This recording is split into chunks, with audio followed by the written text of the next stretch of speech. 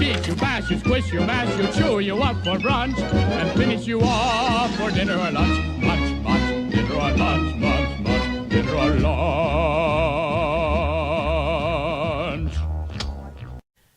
Hola a todos, bienvenidos a Filosofía Clase B, yo soy Oscar. Alejandro del Sur Taller Literario comenta en un post que hice sobre el agotamiento de los backrooms, de los cuartos de atrás como recurso de horror, que un buen ejemplo de monstruo no mostrado es la pata de mono. Coincido por completo y de hecho, cuando comenté eso, señalaba en mi post que el cortometraje Pitfalls de Kane Parsons, Kane Pixels, me parece una joya, una obra maestra del horror cósmico, pero que comete el error de mostrar al monstruo. Esto me pareció lo peor de ese cortometraje. Lo único malo, de hecho, de ese cortometraje. Y cuando dije eso, estaba pensando en algo que comenta Bioy Casares, si no me falla la memoria, acerca de la pata de mono. Que el gran acierto de la pata de mono es describir las reacciones de los personajes ante el monstruo, pero no al monstruo. deja que te lo imagines. Y estaba pensando en eso. La mitología de los backrooms, creo que en la mitología de los backrooms lo peor son los monstruos. Y esto por dos razones. La más obvia, pero me parece que la menos importante, es que estamos hablando de cortometrajes amateur, hecho con 2 panchitos de presupuesto, donde hasta el CGI de mierda de Asylum es por comparación una obra maestra del séptimo arte. Es el stop motion de Ray Harryhausen comparado con los cortos de los backrooms. Pero si los monstruos fueran interesantes conceptualmente, le podría dejar pasar el CGI pocho. Le podría dejar pasar los malos efectos especiales. El verdadero problema es que conceptualmente son una mala idea. En el creepypasta original estaba esta línea, que Dios te ampare si oyes algo cerca tuyo, porque seguro que eso te ha oído a ti. O sea, por cierto, ese es un buen ejemplo de sugerir el monstruo sin mostrarlo, sin describirlo. La idea de que hay algo más ahí, hay algo acechando, es un bonus, un plus, lo vuelve todavía más inquietante. Pero el foco tiene que estar en los backrooms, en los cuartos de atrás. Y me parece que a medida que los backrooms se volvían cotidianos, dejaban de ser inquietantes, dejaban de dar miedo. Ahí aparecen hasta como easter egg en videojuegos. Está internet llena de parodias, se han convertido en un elemento satírico, en un elemento humorístico. El foco se desplazó por completo a los monstruos. Y los monstruos de los backrooms no son interesantes. Este era el problema que quería señalar. Me dicen, ¿cómo es que no conozco a Francisco de Vitoria? Bueno, le puedo asegurar que mi erudición tiene lagunas todavía más graves. Yo no pretendo ser la biblioteca de Babel, no pretendo tener un conocimiento universal. Comento de lo que sé, de lo que he leído y de lo que he pensado, ¿no? Le puedo asegurar que tengo lagunas mucho peores que no conocer a Francisco de Vitoria.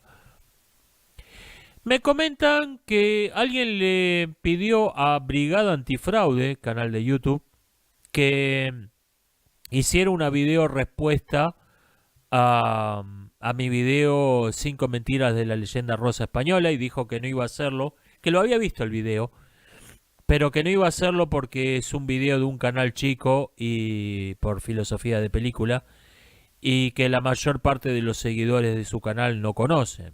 La verdad que me parecen motivos muy razonables. No sé si me lo comentaron esto esperando que iba a decir cobarde, atrévete a responder, ¿no? La verdad que me parecen motivos razonables para no hacer una video respuesta. Cada uno responde a lo que se le da la gana.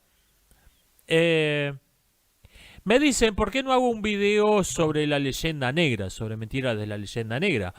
Ese era el proyecto original, era hacer 2 videos.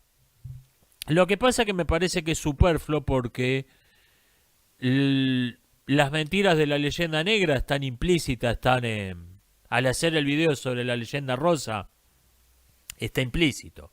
A lo largo de ese video comenté que las sociedades precolombinas eran invariablemente esclavistas, un alto porcentaje eran caníbales, mencioné las guerras de exterminios, mencioné la poligamia, mencioné el canibalismo, mencioné los sacrificios humanos. Hace falta hacer otro video para decir, miren, esto no era un paraíso terrenal de paz y armonía con la naturaleza hasta que vinieron los malvados conquistadores españoles. Me parece que está bastante claro. Cinema Z me comenta que está digitalizando una entrevista a Ernesto Sábato filmada en Super 8 y que va a ver si el dueño le permite compartirla. Si puede, si la tiene libre, cuente conmigo para lo que sea, para difundirla en mi canal, o si no puedo, para compartir el link en comunidad, hacerle publicidad, cuente conmigo para lo que sea con este tema. Me preguntan qué opino de la moral provisoria de Descartes. La filosofía relajada, tengo uno de los posts más largos, está dedicado a por qué rechazo la moderación como un valor moral. Siendo muy lacónico, porque ya me he extendido allá, resumiendo lo principal, creo que los 2 principales problemas son, uno, que la moderación no es un valor absoluto. Ser moderado no es una característica de una persona, no es una característica de una opinión. Es algo relativo a las opiniones de otras personas. Por lo tanto, la moral de la moderación ata nuestro propio juicio a las opiniones de los demás, lo cual nunca es bueno. Y segundo, la moral de la moderación es totalmente inútil para tomar decisiones de todo o nada, y las decisiones de todo o nada son frecuentes en la práctica. Así que no me convence demasiado esa moral provisoria de Descartes. En un sentido parecido, hizo un video el Picalibro, otro canal que recomiendo en estos días, sobre el concepto de centro, y decía algo muy interesante. Básicamente lo que decía es que no podés ser de centro. El centro no existe. Porque las tenés que tomar para tener una opinión en el medio. Ok, este partido dice blanco, este dice negro, ok, yo digo gris. Esa posición puede parecer superficialmente algo intermedio, que no es ni blanco ni negro, pero en realidad tenés que tomar una decisión de todo o nada respecto de los postulados metafísicos. O sea, hay unos principios metafísicos por los que dicen blanco, que llevan a la conclusión blanco, y hay otros principios metafísicos que llegan a la conclusión negro. Y vos podés ser gris, pero no podés tener unos principios metafísicos intermedios. Tenés que ser o blanco o negro. O sea, por lo tanto ese gris es ilusorio. No es realmente una postura intermedia. Esto es un punto de vista muy interesante. Y yo sacaría una conclusión que no sacó el Picalibro. Y es que, de hecho, podés ser algo más que gris. Podés tener los principios metafísicos que llevan a la conclusión blanco y no ser gris, sino negro. O podés tener los principios metafísicos que llevan a la conclusión negro y defender blanco. O sea, podés ir, no necesariamente tenés que quedarte en el medio. Podés irte completamente al otro extremo. Y yo tengo un serio problema con la mayor parte de lo que se llama derecha hoy, que veo que está en el mismo caso que señala el Picalibro respecto del centro. Son derecha en un montón de cuestiones superficiales. Pero cuando vas a los principios, a las ideas básicas, te das cuenta que son marxistas. Hay excepciones, pero la mayor parte de lo que se llama derecha hoy es un marxismo camuflado. Por esta cuestión, porque en los principios fundamentales, en los principios metafísicos, no podés ser algo intermedio. No existe la moderación, no existe el gris, no existe la mitad de camino. Es todo o nada.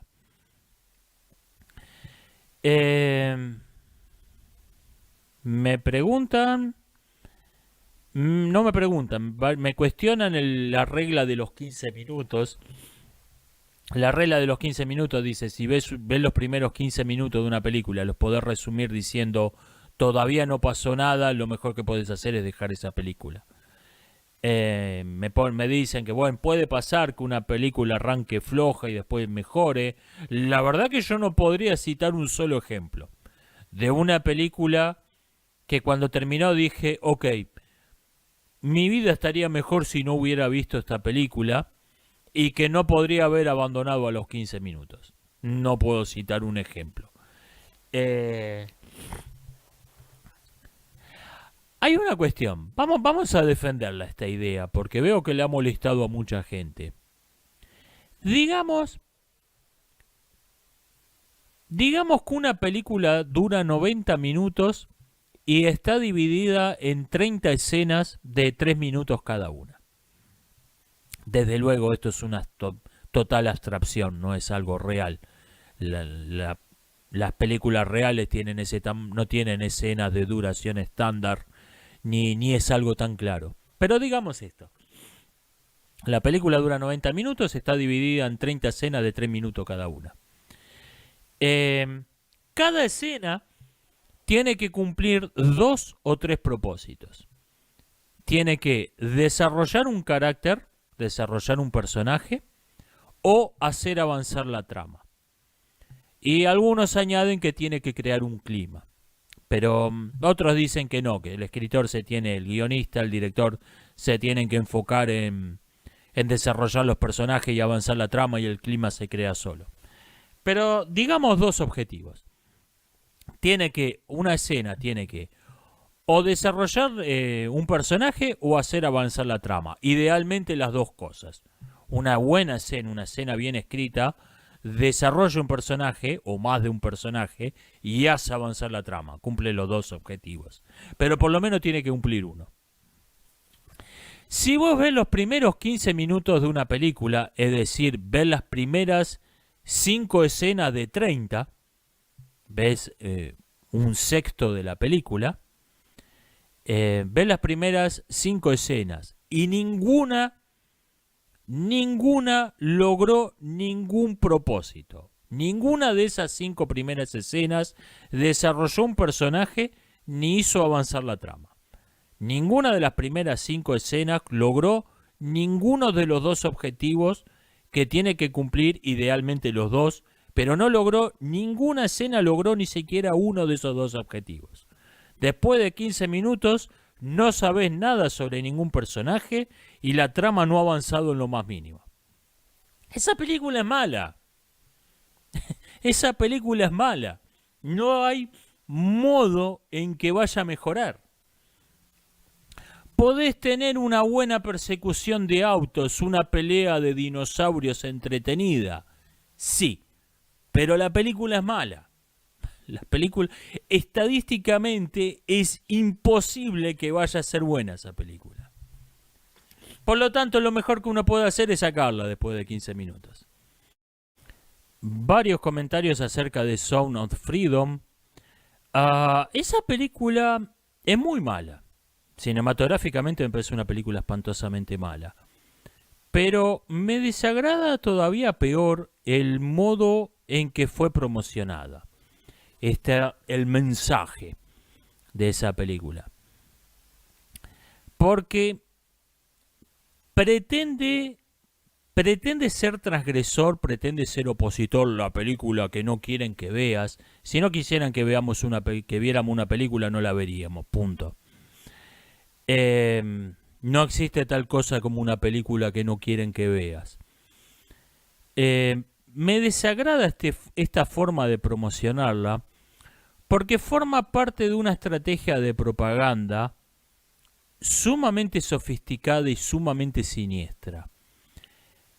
Decía un periodista norteamericano que CNN y Fox pueden parecer antagónicas, pero en realidad son la cara y la cruz de la misma moneda, forman parte del mismo discurso. CNN te dice lo que deberías pensar, mientras que Fox te dice lo que estás autorizado a pensar.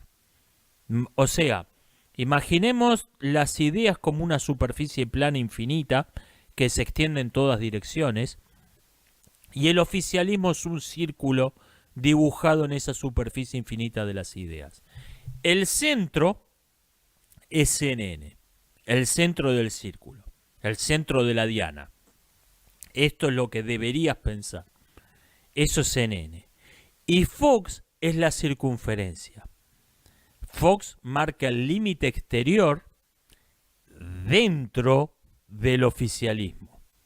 O sea, si pasás de Fox, ya estás fuera del oficialismo.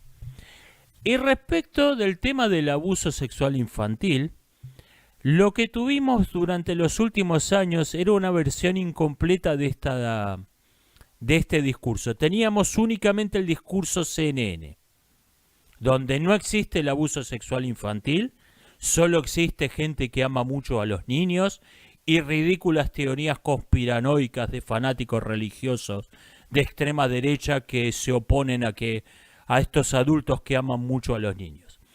Ese era el discurso CNN.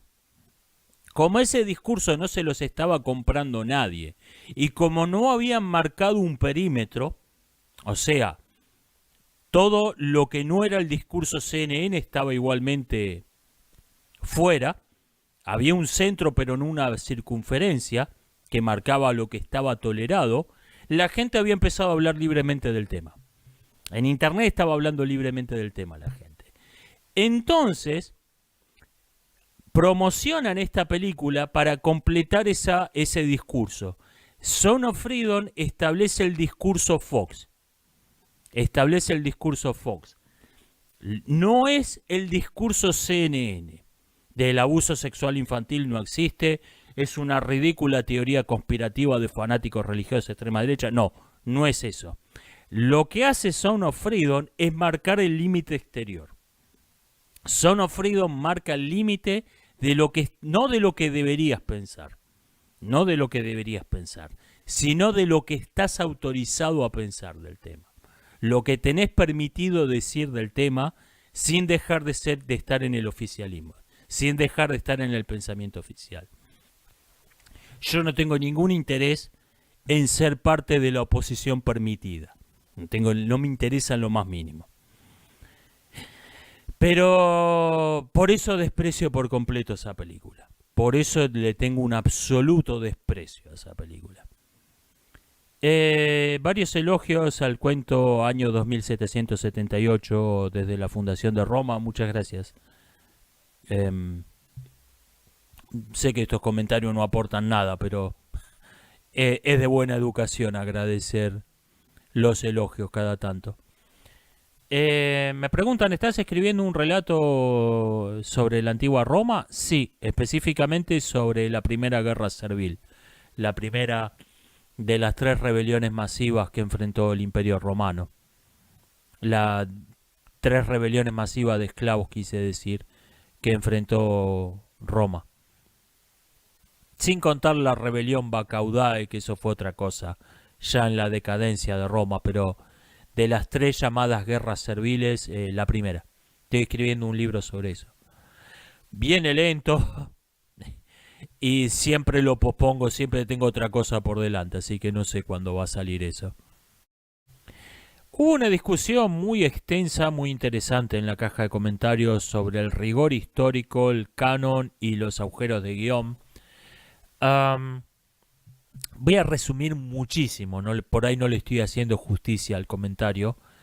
Básicamente decían que el canon, la preocupación por el canon, es una extensión de la preocupación por el rigor histórico a un universo de ficción donde no pertenece.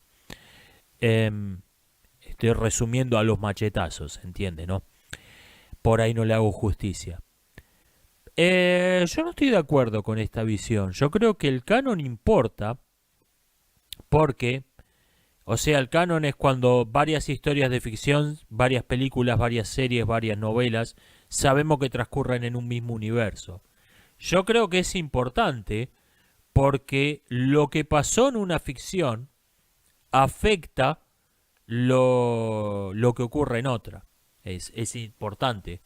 Por ejemplo, un tema que se discutió en estos días mucho en internet.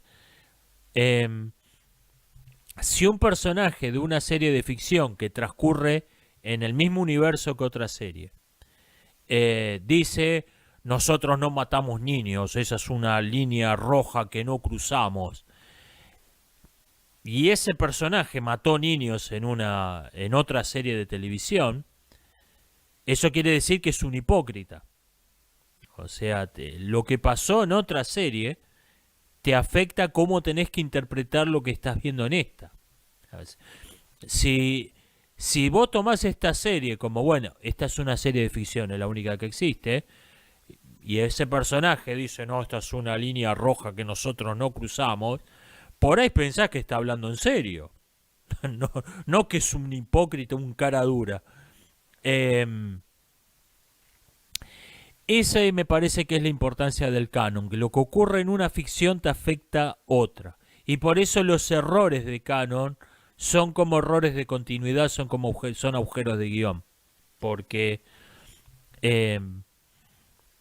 crean una inconsistencia entre una historia y otra. Y esto es lo que me parece que está haciendo muy mal la Star Wars de Disney. Que cada ficción es lo que se nos ocurrió.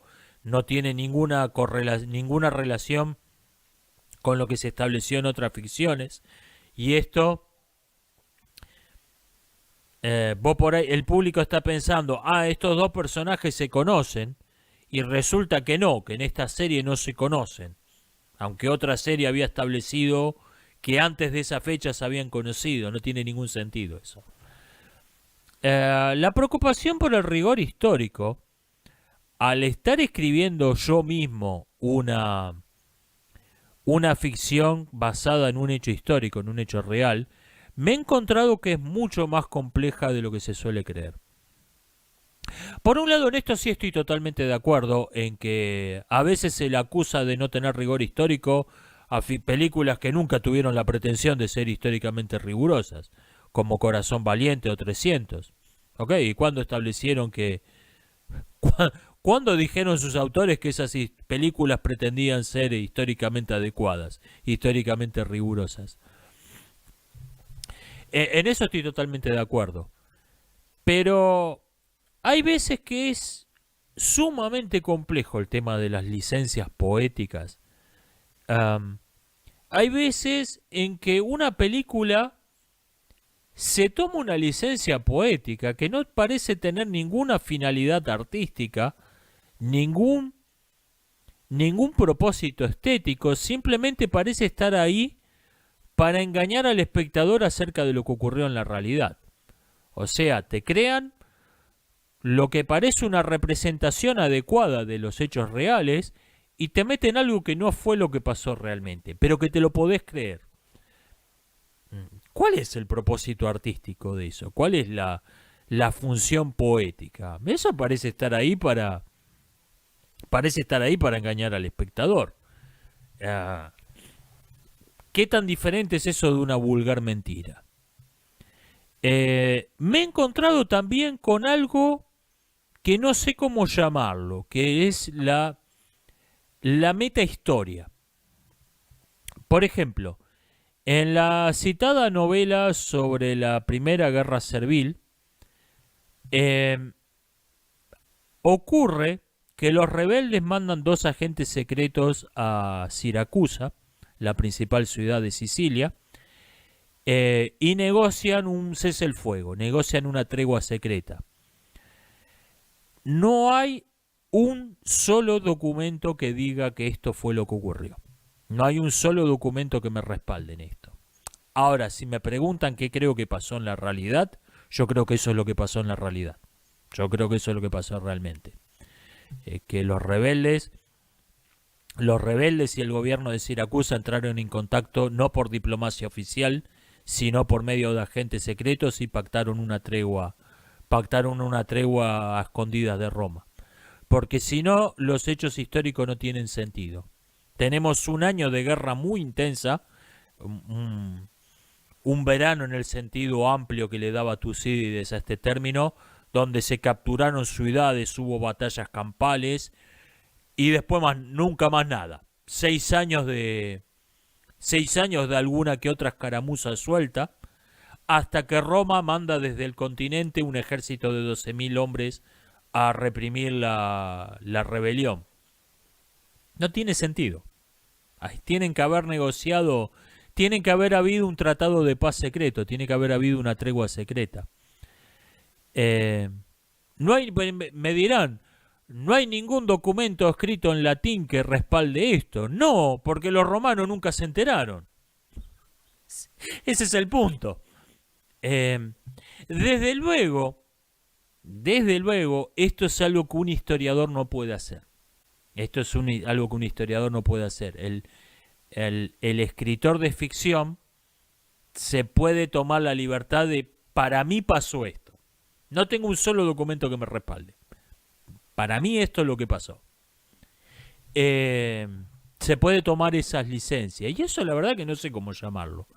Porque no es una licencia poética en el sentido tradicional del término. No es que, bueno, sé que estas 2 batallas estuvieron separadas por 3 semanas, pero eso es un embole. Así que en mi obra de teatro van a estar separadas por 15 minutos. Para volver los hechos reales más interesantes, más entretenidos, el relato más dinámico. Esa es la licencia poética en sentido estricto. O sea, sabés que estás contradiciendo los documentos históricos.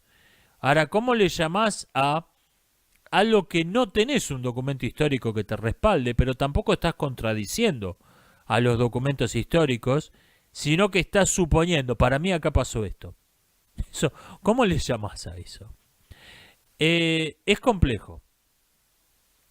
Otra cosa es que no se tiene que confundir el canon con el derecho legal de propiedad intelectual. El copyright no es el canon. Este es el gran error que comete gente como Disney.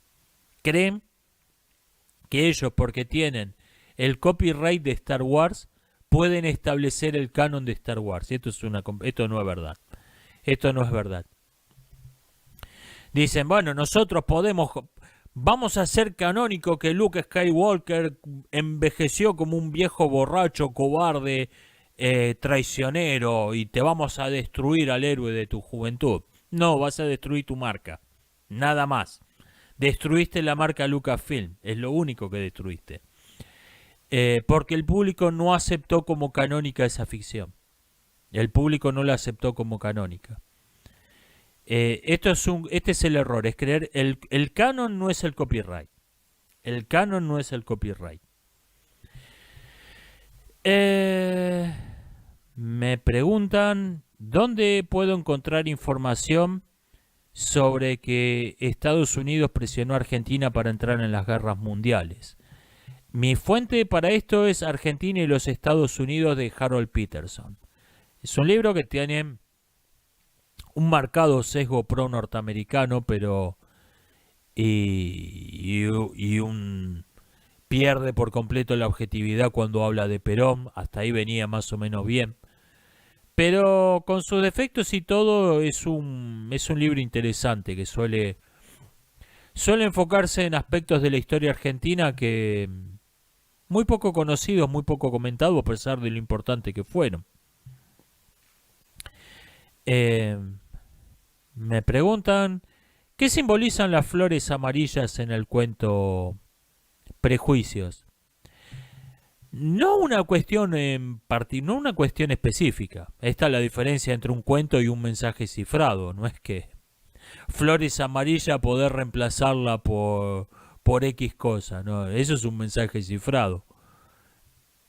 Ese cuento estuvo motivado, estuvo inspirado por una entrevista a un inglés que en la BBC que hablaban de los prejuicios contra los inmigrantes y había un viejo inglés que decía que él no había tenido nunca prejuicios en contra de los inmigrantes hasta que se mudaron muchos inmigrantes a su pueblo y ahí se volvió prejuicioso y su hija dejó de hablarle por sus prejuicios racistas.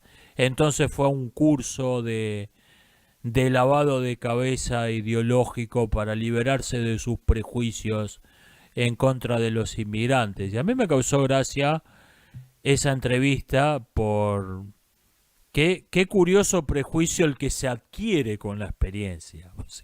O sea, no es que el prejuicio... Este tipo no había tenido prejuicios nunca hasta que los vio a los inmigrantes. Ahí se volvió prejuicioso. Qué curioso prejuicio el que se adquiere con la experiencia, no el que se pierde con la experiencia, se adquiere el prejuicio con la experiencia. Y escribí esa sátira sobre este pueblo, que tiene un prejuicio en contra de las flores amarillas, satirizando esa entrevista. Desde luego ese cuento no es para burlarme de un viejo inglés que se tuvo que comer una lavada de cabeza en un curso de adoctrinamiento porque si no la hija no le hablaba. Obviamente es más amplio, pero no es que signifique una cosa puntual. No es que signifique una cosa puntual. Eso sí, si vos escribís una alegoría que significa una sola cosa, eso es un mensaje cifrado. Las P son A, las B son Z, eso es un mensaje cifrado. No es un cuento.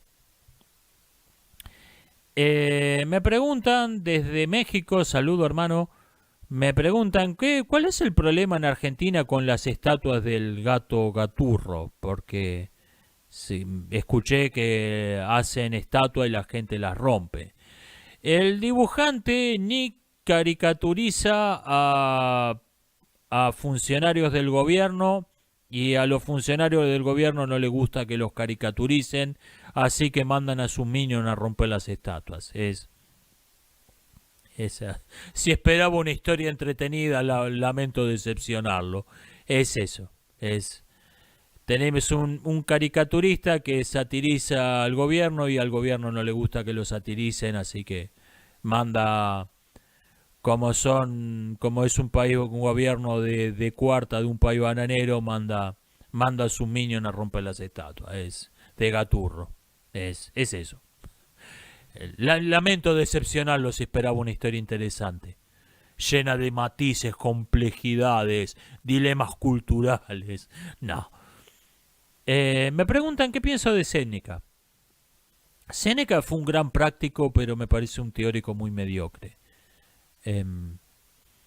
Es un pensador ético fue un hombre práctico, fue un hombre de acción, entonces te dejó un montón de sentencias razonables, pero no tiene una teoría ética interesante. No es realmente un filósofo en el sentido de un teórico. No es realmente un gran filósofo. Por eso quizás la mejor forma de conocer su pensamiento es a través de sentencias, de aforismos extraídos de sus cartas, de sus obras de teatro y de sus libros. Quizás es la forma más interesante de, de conocer el pensamiento de Séneca. Porque son esos, son máximas, son aforismos. No tiene una gran teoría que lo sustente. Me dirán que era un estoico, sí, bueno, pero no hizo un aporte teórico relevante Séneca. Eh, o sea, con la visión que tenemos de lo que es un filósofo, la visión moderna sobre todo, entra por los pelos Séneca. Es un autor que recomiendo, por cierto. Es un autor que recomiendo. Sobre todo, sobre todo a alguna persona que está yendo a una universidad, a una escuela secundaria de hoy, descontaminarse con Séneca, se lo recomiendo calurosamente.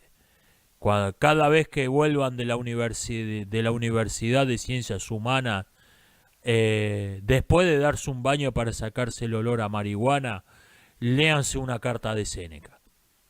Para descontaminarse lo que la ducha no saca, lo que el jabón no saca. Para descontaminarse de eso, léanse una carta de Séneca. Se los recomiendo calurosamente. Me preguntan, ¿la medicina estética es medicina? Se podría discutir un rato, porque si aceptamos como definición de la medicina, que es aquellas técnicas que tienen como fin la salud, se puede objetar que la medicina estética, como su nombre lo indica, no participa de esa definición. Ahora, por lo menos no es absurdo. Por lo menos no es absurdo, porque la medicina estética es verdad que no participa de la definición de la medicina, si entendemos por medicina aquello cuyo fin es la salud, pero tampoco lo contradice. O sea, esos fines no son incompatibles entre sí. Lo que sin duda es absurdo es considerar medicina algo que es incompatible con el fin de la medicina. Algo cuyo objetivo es la muerte, cuyo objetivo es la mutilación, cuyo objetivo es la enfermedad, no puede ser nunca medicina. Aquello cuyo fin es provocar un daño en un organismo sano, infligir una enfermedad en una persona que no la tenía, matar a un vivo, no puede ser nunca medicina. No puede ser nunca medicina, no tiene ningún sentido. Es como llamarle bombero a un pirómano. No tiene ningún sentido porque sus fines son opuestos, sus fines son antagónicos.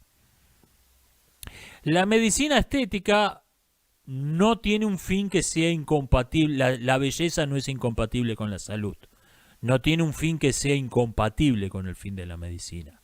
Se puede argumentar que no participa de la definición, que al hablar de medicina estética estás haciendo un uso metafórico del término, estás haciendo un uso amplio del término medicina. Ok, pero no es absurdo, pero no es absurdo. Lo que se llama salud reproductiva, eso es absurdo, porque los fines de la salud reproductiva son incompatibles con los de la medicina.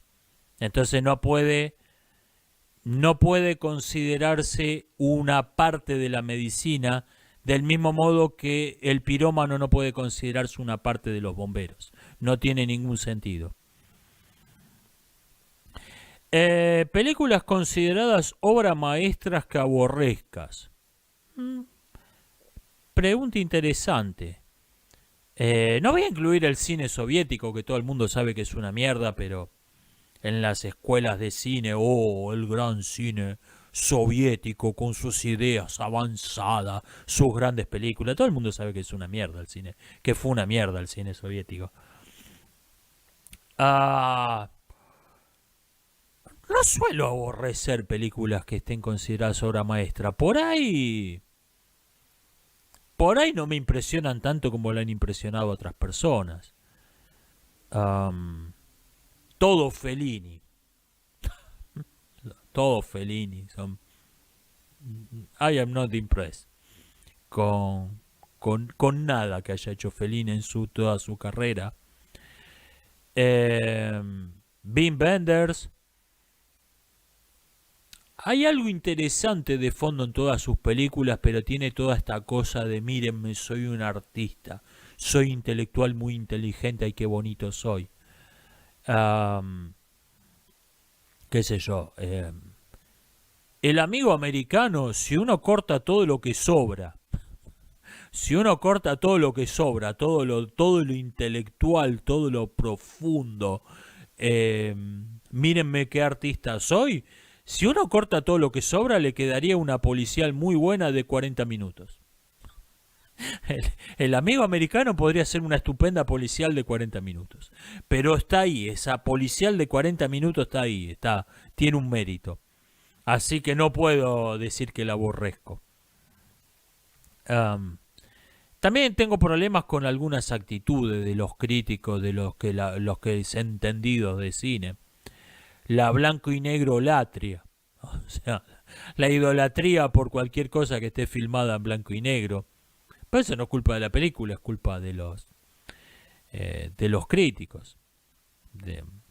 Por ejemplo, cuando yo he reseñado Scarlet Street, o me ha pasado con otras películas, pero por ejemplo Scarlet Street, dije, me parece que está bien.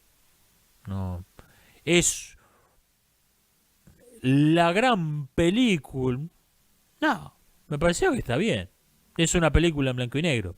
Es el retrato de Dorian Gray, la del 40 y algo. Me parece que está bien, que es la mejor adaptación que se ha hecho de esa novela. Pero está bien, pero nada más, no me pareció. Creo que le puse 4 estrellitas. No es poco, yo no regalo estrellitas. Pero no tengo esta blanco y negro latria. Oh, es una película en blanco y negro. Un momento, esto. Acá estamos hablando de... No, estamos hablando de una película que se filmó cuando no existía la técnica del color. Pero en este caso realmente lo que detesto es a los críticos, es a los entendidos de cine, no a la película. ¿Qué libros debería leer para entender a Marx? El Manifiesto Comunista sin dudas. Y los marxistas suelen considerar que Das Kapital, el Capital, es el libro central de Marx.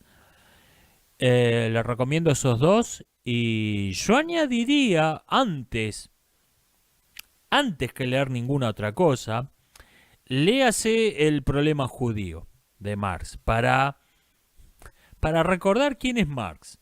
O sea, para no creer que está leyendo a un teórico de la economía con ideas un poco extravagantes. Conviene recordar quién es Marx antes de leer ninguna otra cosa. Así que les recomiendo esos tres en ese orden. Les recomiendo El problema judío, El manifiesto comunista y El Capital. Y después, bueno, siga, si quiere estudiarlo en profundidad, siga con el resto. Me preguntan qué pienso de la idea de tener una IA como presidente. Una IA no puede gobernar porque no es una persona. Quien gobernaría sería la persona que controla la IA. No la IA. Quien controla la IA sería el presidente, el gobernante, el dictador, lo que sea. El legislador, el juez. Quien controla la IA sería quien ejerce el poder, no la IA. Esta idea, en los próximos años, cuando se vaya a crear una idolatría de esta tecnología que ya existe, debido a que mucha gente no entiende cómo funciona, estas ideas van a ser extremadamente populares. Vamos a tener una IA de presidente. No vas a tener una IA de presidente. Vas a tener a la empresa que controla la IA de presidente. Eso es lo que vas a tener. Me preguntan qué pienso de la desalinización del agua del mar. Es algo que sirve en algunos lugares muy específicos. Lo que pasa es que consume mucha energía. Hay otras formas más eficientes de potabilizar, de obtener agua potable. Esto sirve en algo, sirve como instrumento de supervivencia para tener agua, para potabilizar agua de mar si en un naufragio. Tiene algunos usos. En algunas regiones muy puntuales de la costa, lo usan en la costa mediterránea de Asia, esto. O sea, sirve en algunos lugares muy puntuales, pero hay otros modos más eficientes de obtener agua potable. No, no es algo que sirva. No es una tecnología que no es una tecnología que vaya a tener mucha importancia nunca, que vaya a hacer un cambio revolucionario. Ya sirve en algunos casos puntuales y ya se la está usando. Me dicen que un problema de revivir dinosaurios, el término sería de crear dinosaurios en el mundo de hoy, sería el problema del oxígeno en la atmósfera. Esto es verdad. El tiranosaurio se supone que vivió en una atmósfera que tenía un 25% de oxígeno, un poco más que el 20% que tiene ahora. Tendrías un tiranosaurio medio apunado en el mundo de hoy, pero hay otras especies que directamente no podrían vivir en el mundo de hoy. Tendrían que vivir en un ambiente controlado con una atmósfera artificial, porque vivieron en una época donde la atmósfera de la Tierra tenía más de un 30% de oxígeno. Se mueren, no pueden respirar la atmósfera de hoy. Estarían como nosotros en la punta del Everest. No tendrían suficiente oxígeno. Esto es verdad, esto es un problema. Que desde luego en películas como Jurassic Park no te vas a meter con esto. Tienen errores mucho más importantes. También me comentan de la ética, de los problemas éticos de revivir dinosaurios o de crear un Neandertal en el mundo de hoy. Bueno, yo creo que estamos hablando de dos cuestiones de distinta escala. Yo creo que crear un dinosaurio estaría justificado como objeto de estudio, sin provocarle un sufrimiento innecesario, obviamente, como a cualquier animal. Yo creo que estaría justificado éticamente por el objeto de estudio, y además el dinosaurio no va a decir: oh, yo soy una especie extinta que fui traído a la vida y soy el último de mi especie se va a extinguir conmigo. No creo que tenga muchos dilemas existenciales el dinosaurio. El dinosaurio creado en el siglo XXI diría: ok, estoy acá en esta isla, voy a hacer mis cosas de dinosaurio. No creo que tenga muchos dilemas existenciales. Distinto es el caso del Neandertal. Porque la creación del Neandertal sería éticamente objetable, y además, si lo creás, lo tenés que tratar como un ser humano. No puede ser crearlo, ya estamos hablando de un problema ético mayúsculo. Pero supongamos por hipótesis que lo creás al Neandertal, no lo podés tratar como un animal de laboratorio, es un ser humano. Y si es un ser humano, te plantea varios problemas, porque si este Neandertal se quiere casar con una Homo sapiens, ¿quién se lo va a prohibir? Es un ser humano. Te crea varios problemas. Te crea varios problemas que no tenés con un dinosaurio. Lo podés esterilizar y ya. Te crea varios problemas que no los tenés con un dinosaurio. O sea, estamos hablando de dos niveles completamente distintos. Crear un Neandertal sería éticamente muy discutible. Y si lo creás, si esto es un hecho consumado, no puede ser tratado como un animal de laboratorio. Me preguntan qué pienso de la película Master and Commander. Me parece que está muy bien, que es una película muy infravalorada. No infravalorada en el sentido de que haya tenido malas críticas, que Infravalorada en el sentido que es muy poco conocida, tuvo muy poco impacto y me parece que es una muy buena película. Me preguntan qué pienso de la serie Mad Men. No la he visto. Tengo algún serio problema con, con algunas declaraciones de Paul Verhoeven, que dijo que se basaron para esa serie, para recrear los 50, se basaron en los cortometrajes de Coronet Films, porque son de los 1950. Ahora bien, esos cortometrajes fueron muy criticados en su momento porque no reflejaban de modo adecuado cómo era la vida en la Norteamérica de los 50. La, la derecha los acusaba de ser comunistas, la izquierda decía que eran fascistas. Yo creo que eran otra cosa, que eran un totalitarismo que no fue, un totalitarismo incipiente que no llegó a materializarse en un régimen político. O sea que me parece un completo error tomar los cortos de Coronel Film y decir, bueno, acá tenemos un reflejo de la vida en la Norteamérica de los 50. No, no. Tenés la abundantes documentos de gente de norteamericano de los 1950 que se agarraban la cabeza, que decían, ¿qué es esto? ¿Qué es esto? ¿Qué es lo que muestran estos cortometrajes?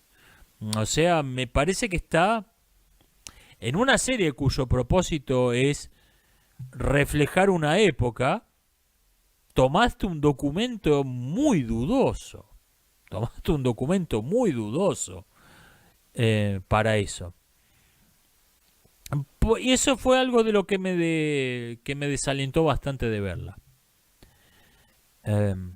Por ejemplo, Autodale, la serie de cortometrajes la serie de cortometrajes distópicos de Autodale, está también inspirada en los cortos de Coronet Film, pero los trata como un material de fantasía. Ok, vamos a tomar la distopía que está implícita en estos cortometrajes y vamos a llevarla al extremo.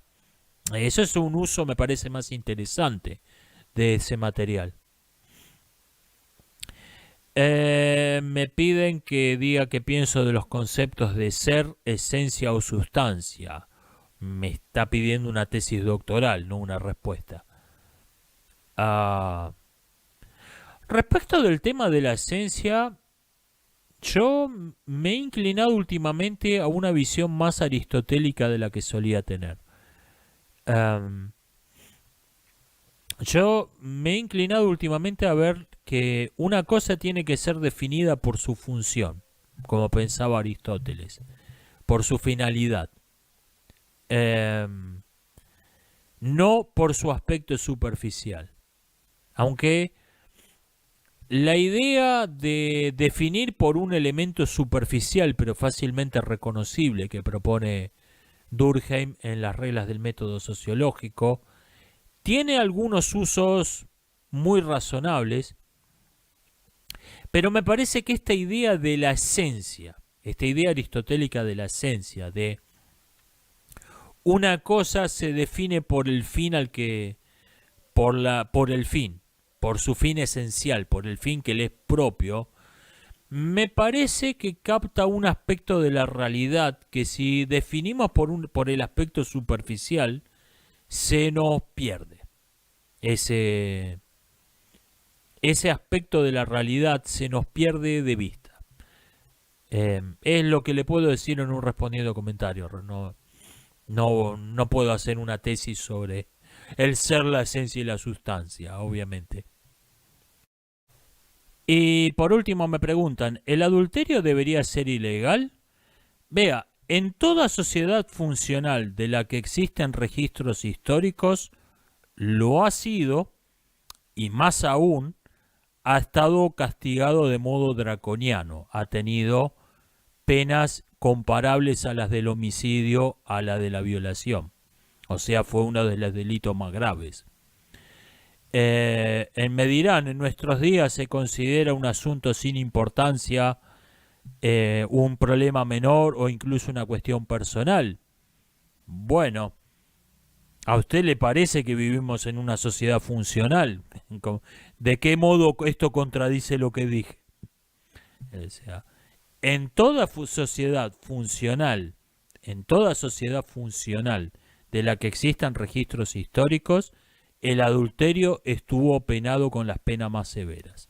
Fue un delito de la misma categoría del homicidio, de la violación. Estuvo a la par. Esto ha sido todo por hoy. Nos estamos viendo. Hasta la próxima.